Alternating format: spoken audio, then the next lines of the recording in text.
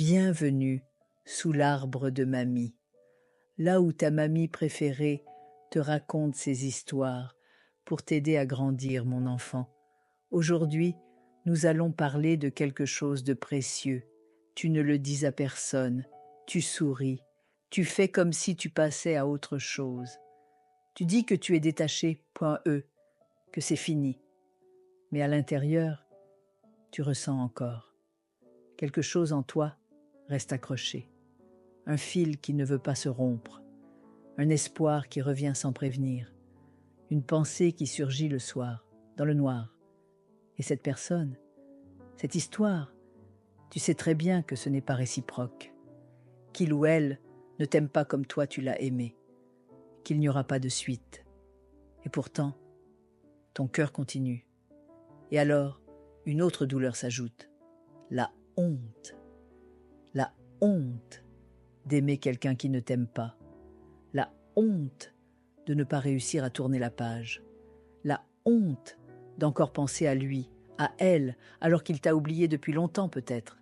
Tu te juges, tu te dis que tu es faible, tu te répètes que tu aurais dû comprendre plus tôt, tu te dis que tu es ridicule, bête, naïve.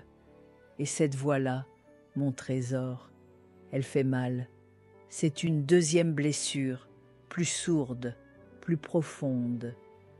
Parce que non seulement tu as mal de ne pas être aimé, mais en plus tu te punis de ressentir encore. Mais laisse mamie te dire quelque chose tout doucement. Tu n'as pas à avoir honte. Tu n'as pas à t'en vouloir d'avoir aimé. Aimer quelqu'un qui ne t'aime pas, ce n'est pas une faute.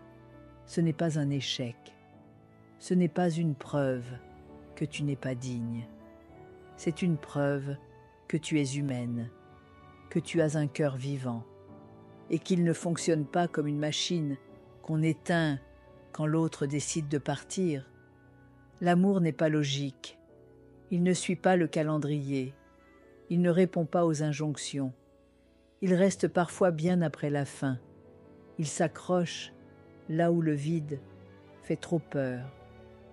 Et ce n'est pas une faiblesse, c'est une fidélité blessée, une tentative de ne pas perdre complètement ce qui t'a nourri un temps. Tu crois que tu devrais t'en vouloir, mais ce que tu ressens, ce n'est pas un crime. C'est une douleur qui te dit où tu as mis ton espoir, où tu as cru, peut-être pour la première fois, que tu pouvais être choisi. Et même si tu sais que cette personne ne te voyait pas, ou pas bien, ou pas assez, ton amour, lui, était réel. Ton regard était sincère.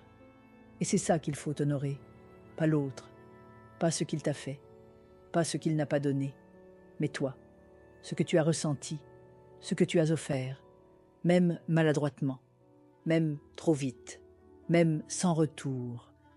Aimer quelqu'un qui ne t'aime pas, ça ne fait pas de toi une victime, ça fait de toi un être vivant, un être qui a essayé et qui maintenant doit apprendre non pas à se punir, mais à se tenir.